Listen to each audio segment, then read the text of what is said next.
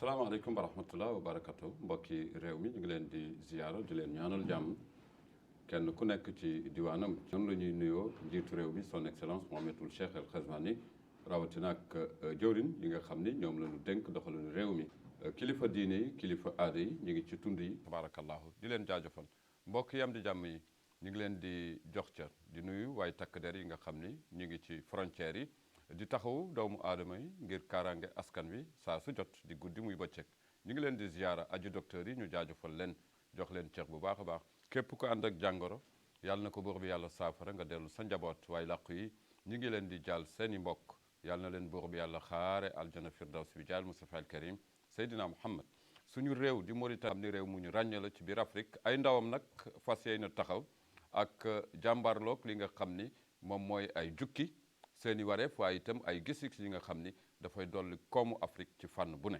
loolu moo waral tax ma dalal mbokk mi di Issa Coulibaly mu nekk nag activiste panafricain di ko ziyaara bu baax a baax am mbégte bu baax di ko dalal fa tabarakallahu muy nekk nag di yëngu ci organisation bu am solo ba nga xam ni ñoom ñooy dolli dooleel li nga xam ni mooy développement local ci gox-goxaat yi rawatina ak ci quartier périphérique yi asalaamaaleykum Issa Coulibaly na nga def maa ngi lay ziyaara di la dalal ci télévision Al Mauritanie nga nuyoog mbokk yi waaye itam ñu dugg ci xët wi nga xam ni en tant que activiste panafricain lan ngeen jublu ak sa gis-gis ci Afrique lan la. Bon avant tout d'abord maa ngi nuyu ñëpp maa ngi leen di jaajëfal di leen ziyaara di ziyaara tamit télé bi di ziyaara tamit sunu réew bi macha allah alhamdulilah. La journée de l'unité africaine, OIA, donc appelée aussi journée de l'Afrique, parce que c'est composé aussi de plus de 30 et quelques pays africains qui ont fait cette unité. Donc cette unité, leur hommage a commencé en 1963, c'est-à-dire 3 ans après l'indépendance de la Mauritanie. Donc c'est une très grande journée. Donc c'est une très grande journée auquel que tous les panafricains sont appelés aussi à célébrer cette journée. Raison pour laquelle hier personne n'a encore travaillé. Oui. Donc c'est une façon aussi de célébrer cette journée aussi. Donc nous demandons plus aussi à ce que l'Afrique soit réunie. À ce que les pays aussi se rapprochent. Parce que dans chaque pays que vous voyez, donc ils ont toujours des avantages par rapport aux autres pays. Avant même de voir les Occidentaux ou quelque chose comme ça, il y a des choses qu'on peut vraiment voir ça près de nous. Par exemple, le Maroc, on peut voir beaucoup de choses, on peut apprendre aussi beaucoup de choses avec eux. Le Sénégal, ainsi de suite, le Burkina, ainsi de suite, jusqu'au aussi, bon, à la fin, Inch'Allah. jërëjëf am na solo bu ñu amee mbégte itam di weccoo ak yeneen réew comme nu mu ko waxee waaye itam yeneen réew war nañu am jàngat ci suñu réew. loolu mooy indi ñu war a taxaw ci mbir yu am solo bokk na ci Mauritanie nu mu taxawee ci Afrique ak ay doomaanam mooy la jeunesse nga nekk ci organisation bi nga xam ni yaa ngi yëngu ci développement local bu ñuy wax développement local mooy yoonu koom bi nga xam ni itam dañ ko yóbbu dañ ko déplacer yóbbu ko ci ñi nga xam ni ñoom la ñu yaakaar ni ñoom ñooy dund ay tolof-tolof ñi ñu yaakaar ni itam ñoo nekk ci ay jafe-jafe ñu ngi fu ne ci réew mi ci biir loolu nga nekk ndawu réew mi booy natt tey jii ndawu réew mi nga xam ni yaa ngi seen biir jóge leen fan nga leen di taxawal par rapport ak yoonu koom yi nga xam ne ay gis-gis la. Bon en tant que jeune Mauritanien, en tant que panafricain aussi, donc je crois bien notre devoir, c'est-à-dire sunu waraf ñun ñëpp tamit. C'est d'essayer vraiment d'inciter aux jeunes, pour avoir aussi un objectif et un plan de vision pour vraiment pouvoir développer ce pays. war nañu dimbali tamit askan bi dimbali jeunesse bi tamit pour ñu amee benn gis-gis nga xamante ni daf leen di may ñu mun a développer seen réew bi. Parce que le développement d'un pays est basé sur sa jeunesse. Sur sa jeunesse. ci waa fànnu ndaw yi. ci fànnu taxawaayu ndaw yi taxawaayu ndaw yi. parce que mag yi itam tey bu nu amee expérience xamante ni ay déplacement yu bari tamit ndaw yi rek ñoo ko mën a def mais bu fekkee tey tamit loolu moo tax ndaw yi duñu war a jege mag yi tamit am sang-sang boobu tamit ak gis-gis boobu tamit di transfert tamit seen compétence si ci ndaw yi di leen teg tamit di leen won bi tamit yoon bi nii nañu war a demee nii nañu ko war a defee comme ça ñoom suba nga xamante ni même bu nu amatul même bu nu amatul kattan di dem si bu nu wàccee liggéey di dem si lu bare mënoon woo ndaw yi comme que ils ont confiance à eux à leur expérience parce que c'est la même personne c'est les mêmes idées c'est les mêmes apparences nga xamante ni dina leen mun dimbali tamit nu mun tamit réew bi mun avancer Afrique mun si développer ku nekk tamit gis si boppam. jërëjëf tey jii booy natt aji ndaw yi ñi ngi ci yoon wi fan lu ñu egg ci yoon wi dañu tardé am tardé wuñu lan moo xew ci ndawu Mauritanie yi boo leen di natt tey. bon exactement tey bu ñu xoolee bu baax si jeunesse bi bon on se dit la vérité jeunesse bi dafa mel ni tey du ñu laajte ku leen pousse. dañu soxla ku leen pousse. du leen soxla ku leen pousse parce que oto bu demee ba panne. il faut nu pousse que pour mu mun a dem tuuti. waaw mais il faut ki koy pousse tamit wala ki nga xam ni moo koy mooy wallu oto bi. il faut mu xam exactement fan la nasaxe fan la problème yi nekk au juste boo may nattal problème mu jeunes yi ndaw yi fu mu nekk au juste. lan la ñuy soxla. exactement problème jeunesse bi tey dafa nekk ci lu bari.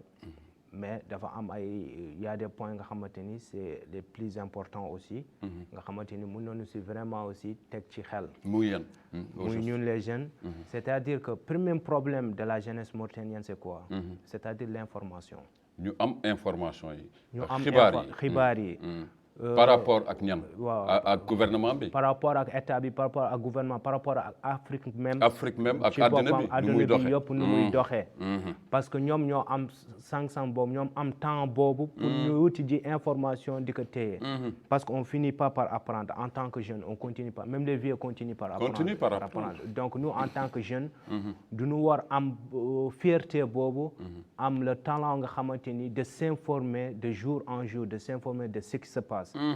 Parce que c'est avec l'information qu'on pourra chercher des solutions. C'est avec l'information qu'on pourra comprendre les problèmes. Si on n'est pas informé, on ne pourra pas avoir une solution au problème. Donc le premier point, c'est-à-dire c'est l'information. Les gens, parfois ils sont informés tardivement. Tu vois un jeune, tu lui dis, bon, il y a une opportunité d'emploi qui est là, mais il va te dire, bon, il va négliger ça. Jusqu'à un moment, les gens vont commencer à déposer le dépôt. Bon, on a même fini de clôturer le dépôt. Mais Issa, est-ce que aussi ñi nga xam ni ñoo tënk information yi am loo xam ni dafa war jóge ci ñoom dem ci aji ndaw yi est-ce que ñoom tamit parce que dañ la wax ni la bu fekkee ni da nga am xët woo xam ni moomuloo ko aji ndaw yee ko moom ñu sas la ko parce que tey jii ku fi am looy defal ndaw yi rek dañu am yaakaar ci yow jox la ko ngay jëwrin wala ngay acteur wala nga bokk ci kuréel bu mag nga yor li nga xam ni amaana aji ndaw yi war nañ ko soxla mais foofu aussi dañ la wax yow mi nga am yoonal boo xam ni information à temps xibaar bu jot nga joxe ko ñu ngi ko war jox nga fekki leen maanaam war nga génne koppar ak mën-mën yoo xam ni fu aji ndaw yi nekk nga fekk leen fa informer leen loolu aussi est-ce que nekkul une part de responsabilité ci fànnu décideurs yi. waaw ok loolu dafa nekk une part de responsabilité ci fànnu décideurs yi. responsabilité bu mag tamit. parce que dafa am une manque de communication. entre les décideurs et la jeunesse mauritanienne. Même si la communication passe, mais elle n'est pas très impactante par rapport à la situation. Parce qu'aujourd'hui, l'idée de voir, c'est quoi? C'est-à-dire qu'aujourd'hui, nous attendons un jeune qui est prêt. Couparé. C'est-à-dire que, je vais revenir là-dessus. On attend un jeune qui est prêt, c'est-à-dire un jeune qui est prêt moralement, physiquement, financièrement, apte à travailler, apte à s'informer, à donner des informations pour pouvoir communiquer avec ces jeunes. Non, c'est pas ça seulement. Tout le monde ne peut pas nager. Ça ne veut pas dire que tout le monde n'a pas le droit de traverser. Il y a des gens, il faut les pousser à s'informer. Il y a des gens, il faut les rapporter les informations. Là, il y a des gens, il faut les traduire les informations pour qu'ils puissent les comprendre sur leur langue. Et il y a des... Exactement. C'est-à-dire que cette manque de communication, c'est ce qui fait qu'aujourd'hui, même les décideurs ont des problèmes. Parce qu'ils ont des problèmes à prendre sur leurs décisions. Parfois, ils prennent des décisions alors que ça n'arrange pas le peuple. Ça n'arrange pas la jeunesse. M'ont manqué. Mais si, par exemple, il y avait ce système de communication très intense aussi qui relie les deux parties, donc il y aura une très grande facilité. Parce qu'aujourd'hui, je vous assure, monsieur, le jeune Mauritanier, il est très intelligent. Ah oui? Partout en Afrique, dans le monde. Je vous donne l'exemple le plus simple. Vous prenez un jeune Mauritanien qui a commencé ses études ici. Il est fini en France, il reste là-bas, il ne va pas revenir. Vous savez pourquoi? Parce que les Français, les Occidentaux, les Américains ont plus besoin de lui. Mais ndax loolu jaadu na bu fekkee aju ndaw yëpp noonu la ñuy continuer. Non, c'est pas parce que l'intelligence nous revient, doit revenir aux affaires. L'intelligence doit revenir, mais c'est parce que ces gens-là ont vu une capacité extraordinaire. Si ñoom di leen fay koppar yu bare. Mais cette capacité, ça vient mais foofu problème bi ci nekk lan la da nga bëgg a wax taxawaayu nguur gi dafa war sàmm loolu itam bu fekkee ni jàpp nañ ni ndaw réew mi yàlla macha allah yàlla may na leen yenn capacité d'intelligence yi pour ñu mën a dekki lu ne mais bu fekkee loolu la nguur gi xam ko itam parce que li nga wax ni am na solo jël nga ndawu réew mi placé leen ci degré d'intelligence bu am solo ba yeneen réew yi di leen soxla léegi ndax nekkoo di wax war na am yeneen disposition matukaay yoo xam ne war nañ ko jël pour téye ndawu réew mi ci biir réew mi. matukaay bi mooy lan. Aujourd'hui je ne blâme pas personne. Je ne blâme personne. C'est-à-dire ku nekk ne def lu ko war. wareefam ci réew. wareefam ci réew mi. En tant que ministre, j'agis comme un ministre, je fais mon travail comme ministre. En tant que président, la même chose. En tant que jeune activiste ou panafricain, la même chose. En tant que mécanicien aussi. mu def cëram. mu def cëram. Vous comprenez? Parce qu'aujourd'hui, on ne néglige pas ce qu'on fait. Parce que c'est ce qu'on fait, on vit de ce qu'on fait. On se mesure aussi de ce qu'on fait.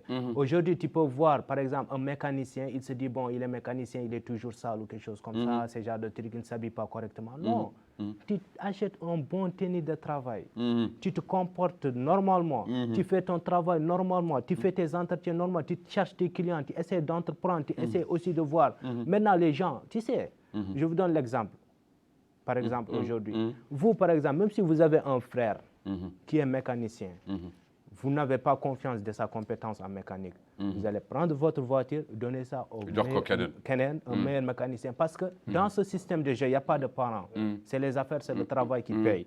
Donc, c'est-à-dire, même si que vous avez un métier, tout métier est noble. Même si je suis un balayeur, je cherche à être... Mais est-ce que yaa ngi may yóbbu may xalaat mooy delloo si li nga xam ni dañ ko yëkkati lu yàgg teg ko ci ndoddu ndawi réew mi mooy dañu complexé am na liggéey yu bare yoo xam ni doomaanu yeneen di réew yi ñooy ñëw di ko def suñu réew pendant que aji ndaw yi taxaw ne liggéey yenn genre liggéey yi duñ ko def maanaam bu mu la bëggee leeral mooy ñëpp dañu bëgg ay haute fonction yoo xam ni ci bureau climatiseur ak yooyu est-ce que loolu nekkul tardement exactement ci évolution ndaw yi.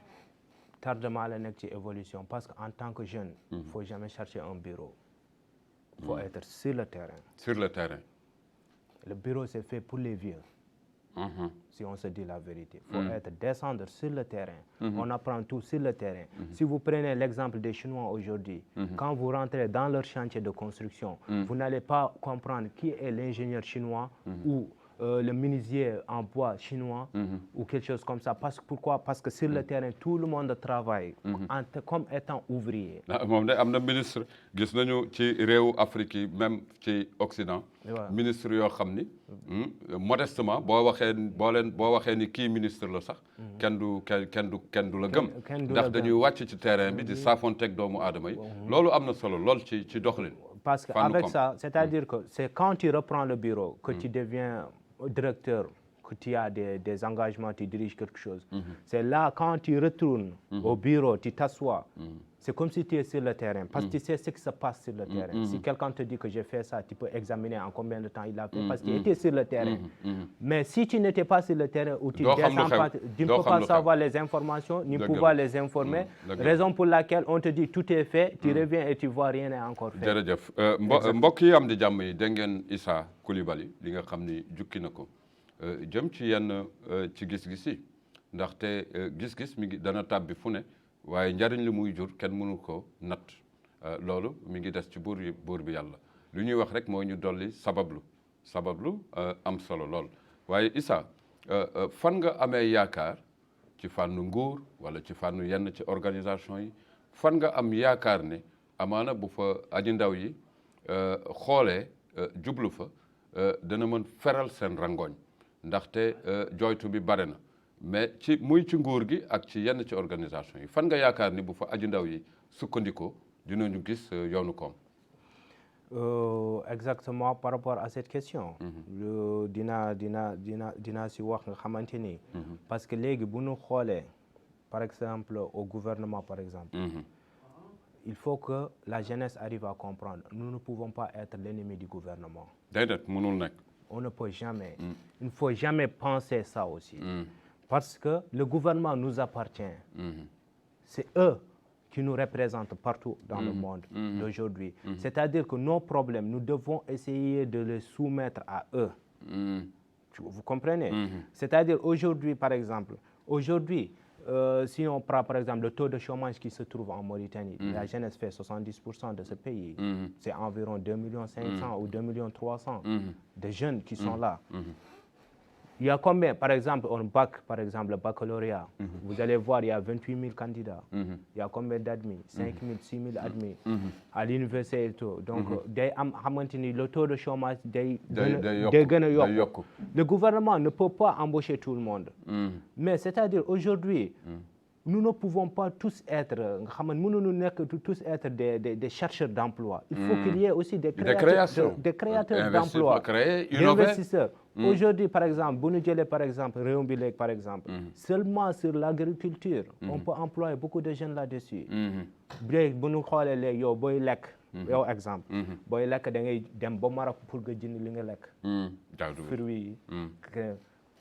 pour acheter de quoi manger, il faut avoir quoi acheter, il faut avoir les sources, l'argent. Mais comment tu vas avoir l'argent si tu n'as pas l'emploi? Donc, avant de chercher à acheter, il faut chercher quand même à développer ce qu'on a. À produire. La production. Tu sais, aujourd'hui, comme par exemple, crise avec le coronavirus, par exemple, c'est là qu'on a compris. Les Mauritaniens, nous, on a compris qu'on ne produisait pas.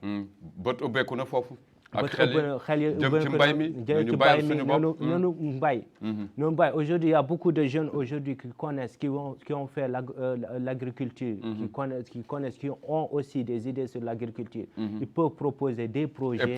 Et pourtant, Gourgi a un projet, il y a un solo qui fait Mbaïmi. Ubbi mbay mi dem ci am réaménagé waat suuf suñu war a bay ci yenn ci gott yu réew mi rawatina ak ci wàllu gale loolu ndax ndaw yi tey ji dem nañu pour jël opportunité yi ci nekk.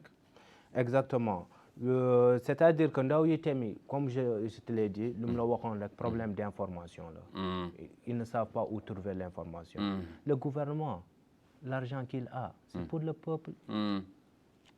Tout ce qu'il essaie de faire. Aujourd'hui, on ne blâme personne. Parce que même si, par exemple, en tant que directeur d'une entreprise ou n'importe quoi, par exemple, bu ñu la jëlee yow, ñu def la kilifa, comprendre nga? Yow li ci gën a ndaw sa liggéey da nga ko jéem def. Parce que ça fait partie de toi. Mais maintenant, tu sais bien le faire ou tu ne sais pas le faire.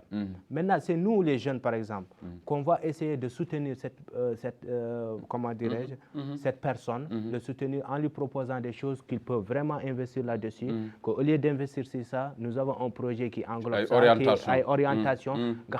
Il faut qu'il y ait des jeunes comme ça. Parce qu'on ne peut pas employer tout le monde. Et tout le monde a besoin d'un emploi. La création, même. Tout le monde a besoin d'un emploi, alors qu'on ne peut pas employer tout le monde. Donc là, il faut que qu'on essaye de créer nanu jéemi créer innover ay mbir booy wax ci waaw ci biir loolu booy wax ci sos ay mbir yi nga xam ni gàll goo xam ni mun na duy un bon nombre de jeunes ci gox bu ne béréb bu ne ci réew mi ndaw yi war nañu am gis-gis yi nga wax di sos ay mbir waaye itam di amal ay mbir par rapport donte ne xel yu bare yàlla daf ko ubbi def ci li nga xam ni mooy ngëneel mbokk daf ma daan wax ni ma doomu aadama bi bu amee xel rek parce que wax nga ko léegi ni doomaanu réew mi macha allah am na lu leen yàlla may ci intelligence boo ko amee rek war nga mun dëkkmal dara yaa ngi wax exemple chinois yi tey mais chinois lu mu sukkandiku mooy lan mooy doomu aadama bu ne ak âge bu mu mënti toll buur bi yàlla war na ko mun may dara loo xam ni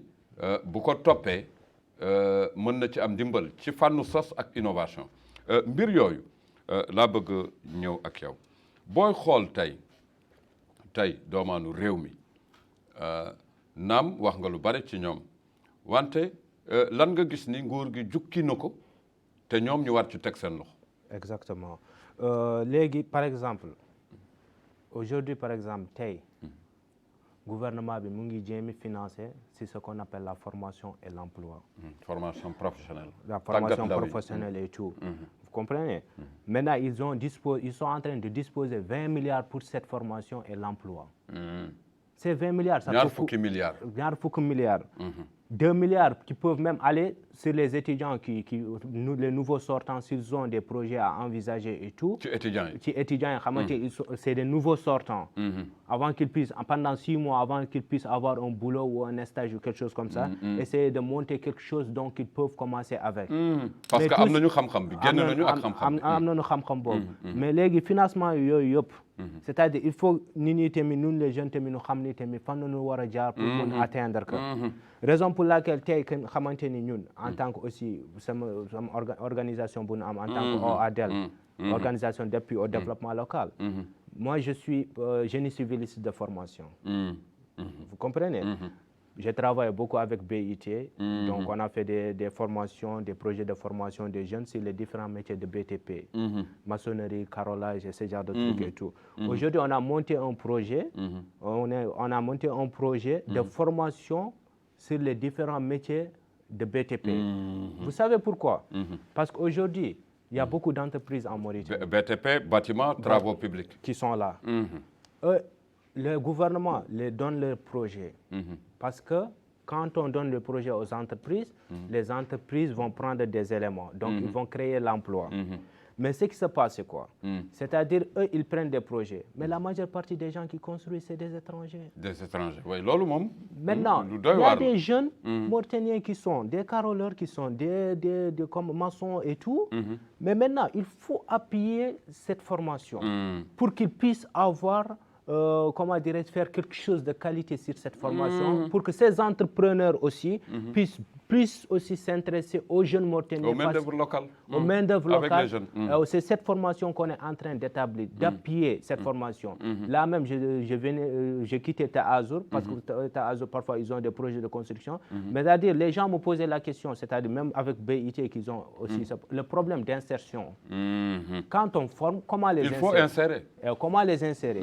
C'est-à-dire, c'est de voir les organisations qui ont des projets de construction, les entreprises qui ont des projets de construction, dire que vous avez gagné ce marché, nous avons 20 jeunes qu'on a formés sur temps. Pour la main-d'œuvre locale. Pour la main-d'œuvre locale, essayez de les insérer. Même si vous allez prendre la main-d'œuvre étrangère, mais au moins quand même que cette compétence ou cette capacité puisse être transférée envers aussi cette main-d'œuvre locale qui existe, parce que nous sommes les seuls au pouvoir. Nous sommes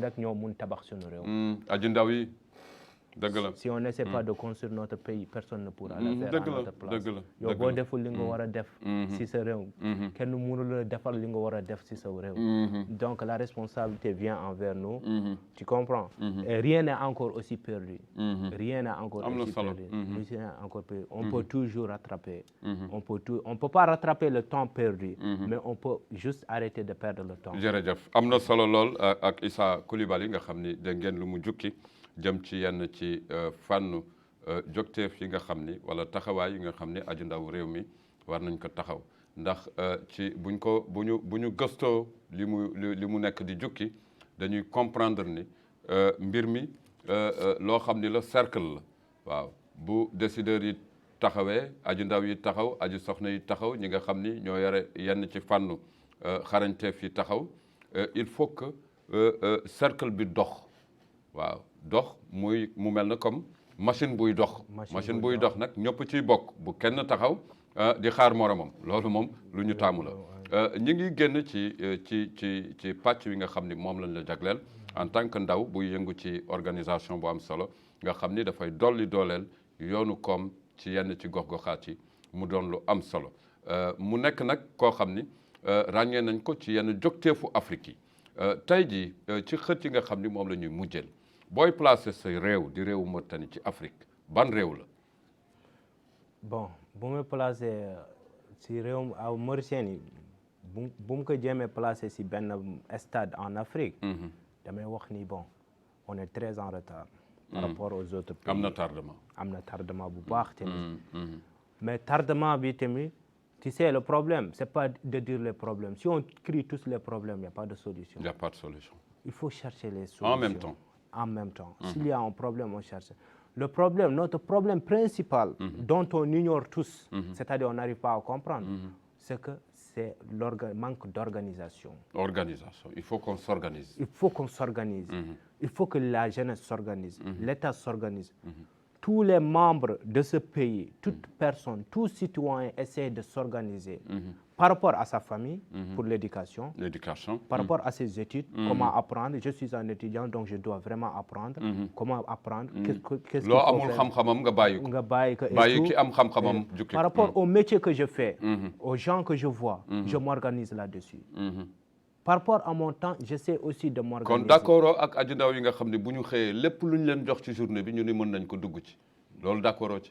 man je ne suis pas c'est-à-dire que tey xamante ni xam nga nit bu xiifee lu mu am lekk. lu mu gis dugg ci. lu mu gis dugg ci. parce que c'est le manque d'organisation. Manque d'organisation. tey da ngay gis ku xëy nee na la je suis un maçon. À base de quoi? ëllëg mu nekk soudeur. Wala kii à base de quoi? C'est-à-dire que yow boo jëlee yoon. Tu peux prendre plusieurs chemins en même temps, mais s'il y a une communication aussi sur tes chemins. Effectivement. Sur tes trucs. boo jëlee yoon da nga si war a vraiment avancer nga jéem a xool lii lemi lan lay jur. dëgg la. On ne peut pas partir dans l'aveuglette. mënuñu dem tamit te en même temps. yàlla may nañu suñu bët. duñ ko war a ubbi xool. lu nekk ci kanam ñu mun ci dem exactement. faut pas partir à l'aveuglette ñu ñëw raison pour laquelle da ngay gis ni tey nga xamante ni yow da ngay ñëw ubbi benn projet benn boutique teg ko ci woon. keneen ñëw toog gis projet bi mu ne xaar ma defar la même chose. ëllëg mu dem ubbi boutique. mu def la même chose. Pourquoi? Si tout le monde fait la même chose. C'est parce que bu ñëpp di def la même chose. du baax parce que y a pas ce qu'on appelle l'innovation. Manque d'innovation. Parce que en tant que jeune da nga war a xam ni il faut savoir ce que tu veux et ce que ça vaut. am ay objectifs gis-gis ay vision li nga bëgg te lim la jaral. te lu mu jar. c'est-à-dire que léegi foofu tu vas t'investir si lu mu la jaral. pour nga mun vraiment atteindre ce objectif boobu. dëgg la am na solo. exactement nga mun vraiment atteindre ce objectif boobu. man bu mu nekkee léegi par exemple je suis un mécanicien. exemple je suis un mécanicien. keneen nekk électricien. keneen nekk tôlier. keneen ainsi de suite ainsi de suite. moi par exemple je peux me dire bon. Comme que je ne suis pas mécanicien, je ne suis pas tôlier, mais qu'est-ce que je vais être?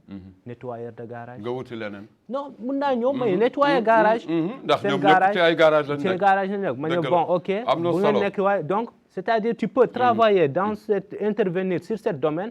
sans pour autant faire la même chose. nga interférer ci ñeneen ñi. ci am na solo lool mbokk moomu di Issa moom ngeen dégg noonu di nekk ku ñu war a roy ci fànnu ndaw yi mu am solo lool Issa ñu ngi ñuy wax ni waxtu yi mi ngi ndarmeelu.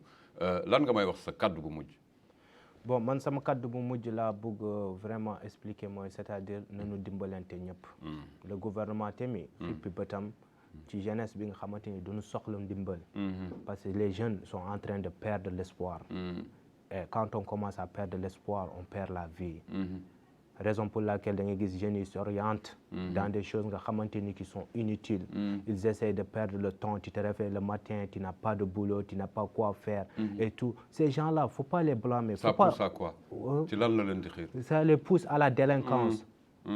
Tu comprends? Ça les pousse à la délinquance. Ça pousse aussi, ça réduit aussi le taux de croissance de leur intelligence. De leur intelligence, ça réduit, ça diminue. Parce que quand on n'apprend pas, on désapprend. Quelqu'un qui a eu son master depuis 2005 ou 2010, jusqu'à présent n'arrive pas à travailler ou travaille sur un autre domaine. Vous savez que c'est un peu difficile. Donc il faut que le gouvernement essaie de comprendre la réalité de la jeunesse mauritanienne. Qu'est-ce que la jeunesse vit exactement? Rentrer, descendre sur le terrain, comprendre. Parce que nous devons communiquer. Le président, c'est notre président. Le gouvernement, c'est notre gouvernement. Le pays nous appartient à tous les Mauritaniens. Nous devons vraiment essayer de communiquer, que chacun de nous apporte sa contribution pour le développement de ce pays. Parce qu'aujourd'hui, si tout le monde part et qu'on reste, c'est pas bon. Donc l'Afrique est en train d'avancer, des autres pays sont en train de se développer, ils sont dans autre chose. Si vous prenez l'exemple du Nigeria, par exemple, ils ont 200 millions d'habitants. Mais il n'y a que 15% des habitants qui travaillent dans le gouvernement. Mais vous voyez combien de milliardaires entrepreneurs nigériens qui existent. Parce qu'aujourd'hui, on ci seen mën-mënu bopp. si mën-mën bopp loolu la ñu war a gis. loolu war a jéem def. incha allah te xam naa ne tamit on va répondre. am na solo fa tabarakallahu mbokk yi am di jàmm yi Issa Coulibaly nekk njiit ci organisation bu am solo bu ñuy wooyee organisation d'appui ci fànn koom yi au développement local mu nekk itam activiste ci réewu Afrique yi dimension bu am solo moo tax ngeen dégg ko noonu bu ñu ko dugalee ci réew mi rek génn ko mu taxawal réew mi fu mu war a taxaw ci Afrique mu am solo lool. mbokk yi am di jàmm yi noonu la ñuy tàggoog yéen di wax ne yoon yamul ci benn incha allahu rabbi nii la ñuy dalalee aji ndaw yi di saafonteeg ñoom mu doon loo xam ni am nañu yaakaar ni bu waxtaan mi di gën a jolli gis-gis yi di gën a yaatu waaye itam mbooloo mi di gën a am solo ñu jaajëfal ko di ko ñaanal jàmm di ñaanal jàmm mbokki réew mi rawatina ak mbokk yi nga xam ni buur bu yàlla daf leen jël am lu mu leen dénk ci seen sabab fa tabarakallahu ñu war ko doxal nu mu waree ci réew mi di leen ziyaara jox leen cëx di jaajëfal aji ndaw yëpp ci réew mi di leen ñaanal jàmm xarañteef yi ci kàllaamay njiitu réew mi ñu fexe ba di sos ay mbir ci fànnu innovation waaye itam dolli taxawaay yi ba jokkalante yi ki ko yor ak ki ko soxlo yemb ci réew mi mu doon lu am solo mbokk yi am di jàmm yi salaamaaleykum wa rahmatullah wa barakatuhu